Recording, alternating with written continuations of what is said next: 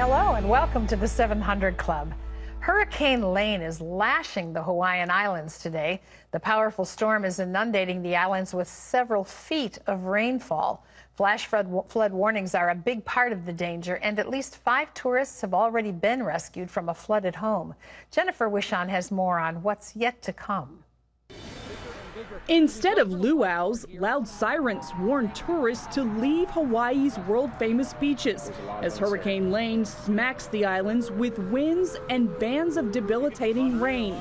Packing winds of 120 miles per hour, the Category 3 hurricane is hammering Hawaii's main islands Friday, bringing dangerous surf of 20 feet. The huge threat is from rain, and you cannot underestimate how much rain is going to be falling across some of those islands. In some areas, nearly 2 feet of rain have already fallen, and 2 or 3 more are expected across the islands. Already, mudslides are limiting travel as residents brace for flooding. I mean, we used to run around this park as little kids, and now it's a raging river. And with rising waters come rising anxieties. I feel like it's gonna come more, and our house is gonna get kind of knocked down and stuff like that. So I just pray and stuff to not make it happen.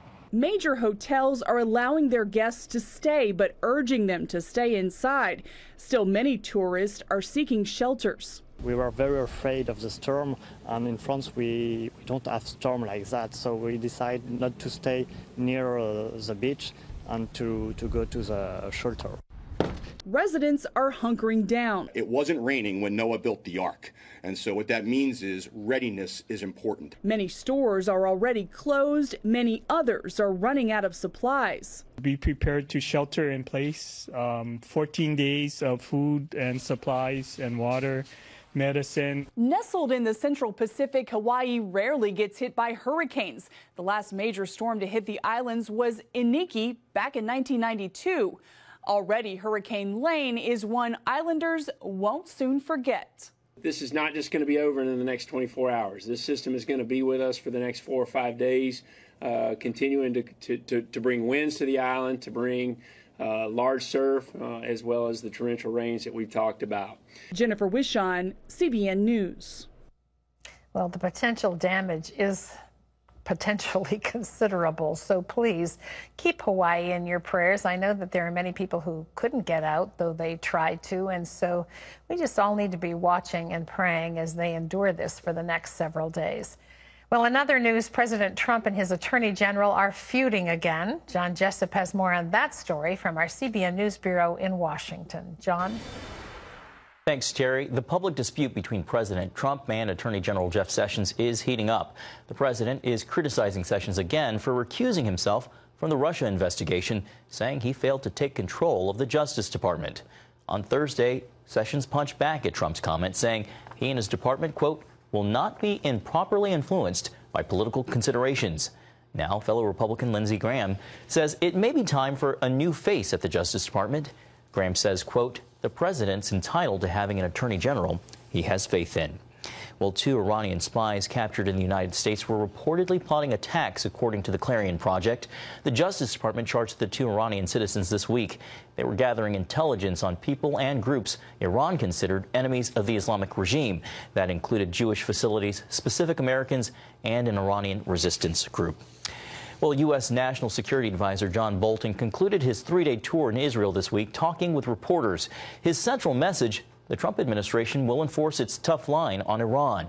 To Israelis, that's a breath of fresh air. Chris Mitchell brings us the story from Jerusalem. Throughout his visit, Bolton stressed for Israelis that the U.S. will never allow Iran to get nuclear weapons. And he noted that the strict economic sanctions on Iran are generating real anti-government protests. And by bringing the hammer down again of reimposing American sanctions, we've seen a profound negative effect on Iran. I think actually more serious than we would have predicted. And what's significant about the demonstrations and outpourings that you've seen across Iran is that, to the best of our knowledge, they're not organized. This is not some kind of conspiracy in Iran. It's just regular people saying they're fed up with the government. Bolton's 4-day stay here was longer than most official visits. That's partly because the White House is preparing to lay the groundwork for the rollout of its Middle East peace plan. He made it clear that the U.S. will not impose its plan on either Israel or the Palestinians, but he's skeptical about whether Israel has a real peace partner. I can't even begin to count the number of ceasefires we've heard from Hamas, Hezbollah, other terrorist groups over the years. I would be stunned if anybody in the government of Israel is viewing this with anything other than very, very clear-eyed understanding of what it's about. It's a sad outcome for the Palestinian people that all they've got now is a choice between Hamas and the Palestinian Authority. For Israelis, the fact that Bolton spent several days with the country's top leadership is a refreshing change of pace. Caroline Glick is chief columnist for the Jerusalem Post. What you're really seeing here is a business-like atmosphere of true allies coming together and discussing common interests, which is something that we haven't seen in the past from U.S. administrations who were blind to the basic reality, which is that Israel is the United States' most powerful ally in the Middle East. Chris Mitchell, CBN News, Jerusalem. Thanks, Chris. He's been called America's biggest serial killer, and his victims, children. A new movie documenting the crimes and trial of notorious abortion doctor Kermit Gosnell is about to hit theaters, a remarkable feat considering what the filmmakers are claiming. They say Hollywood leftists conspired to keep it off the big screen in an effort to silence its pro-life message. CHARLENE has a story. All right, listen up. We're looking for anything that looks like drugs or paraphernalia. Audiences will finally get to see and hear details of a true-life horror story. In Gosnell, the trial of America's biggest serial killer. I don't know, I've never been in an abortion clinic before. Starring Dean Cain as a detective, the PG-13 film explores the shocking crimes and trial of Philadelphia abortionist Kermit Gosnell, sentenced to life for killing thousands of babies across 3 decades. As far back as the 70s, the sign on Gosnell's West Philadelphia clinic read, Women's Medical Society. Then in 2010, while investigating an illegal prescription drug operation, federal agents discovered what they called a house of horrors. 3 years later, a jury found Gosnell guilty of murdering 3 babies born alive. According to the grand jury report, Gosnell killed them by severing their spinal cords with scissors. Investigators also discovered refrigerators full of aborted fetuses in his offices. The case went largely uncovered by politicians and the mainstream media. You'd think a case about a medical doctor killing babies born alive would be a big news story. But what was also shocking about the trial of Kermit Gosnell was how little media attention it received. I was in the courtroom for CBN News covering the trial, just one of a handful of journalists in that courtroom. And that really became part of the storyline, which is why it was described as one of the most important stories never told.